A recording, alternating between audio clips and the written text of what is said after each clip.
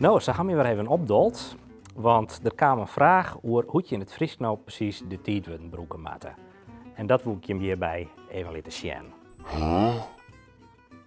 Heb nou jet wat ik verkeerd dien, hè? Laten zien. Dat moet wezen. Zie ik je eens even zien laten. Oh yeah. Nou, hoe werkt dat? Wat is nou het belangrijkste woordje? Zien of laten? Wat had de meeste inhoud?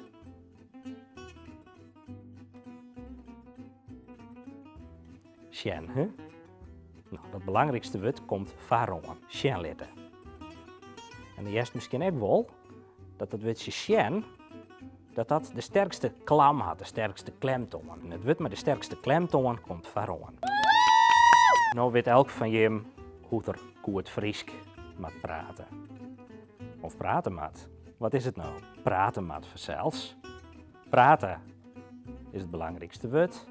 En praten had de sterkste klemtoon. Dus ik denk dat het nou tijd wordt dat je hem elke tijd wordt op het goede plak zetten.